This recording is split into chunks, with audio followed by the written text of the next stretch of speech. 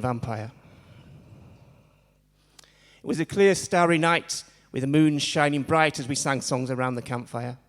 When in flies a bat, he was the size of a rat who suddenly transformed to a vampire.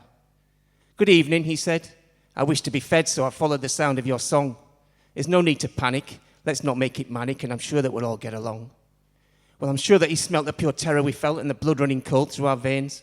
His mouth opened wide and the long fangs inside were covered with blood-coloured stains. When he chuckled, we buckled. Our fear was white-knuckled, but none of us moved from our spot. He went to the fire, and the flames climbed higher like a pyre, but he didn't look hot.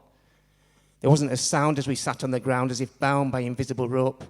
As though hypnotized, we looked in his eyes with surprise as they offered some hope. When he started to speak, we felt weak, very meek, but we hung on his every word. The things that he said, this undead Prince of Dread, were ever so slightly absurd. "My name's Vince. Please don't wince, as I hope to convince you I'm really not after your blood. I'm a vampire, of course, but the source of my force is a story that's misunderstood. Before I was turned, I'd already learned not to yearn for an animal's flesh. I'm a vegan vampire, and it's not my desire to require blood, no matter how fresh. All I'm asking of you, a blood orange or two, some beetroot or anything red.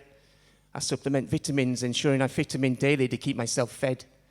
But as I'm looking at the cooking you've been tucking into here, all the meat and milk and blood, it makes me sick. I would be fucking good at sucking blood if that was my desire. Don't get me wrong, I'm super strong and quick.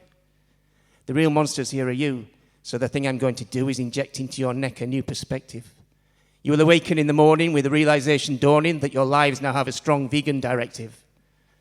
He moved like lightning, frighteningly tightening his jaws around each of our throats. His fangs pierced with a burning, a yearning to learn how to turn our carnivorous coats.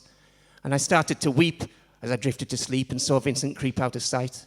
We slept soundly around that fire on the ground as we all found our way through the night. When we woke up at dawn and we spoke with a yawn of a hunger we couldn't resist, we couldn't stop raving about our new craving, behaving as if we were pissed.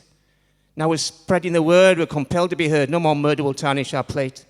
Since that night at the campfire and Vincent the vampire's desire that we alter our fate. So we travel by night as we fight the good fight, and our bite ignites hope and compassion. We speak up for the weak and the meek and the bleak in a friendly but no-nonsense fashion. If you ever meet Vince when you're eating your minced body parts, then you better reflect. He's a nice enough guy, but your pie might be why you find vegans a pain in the neck.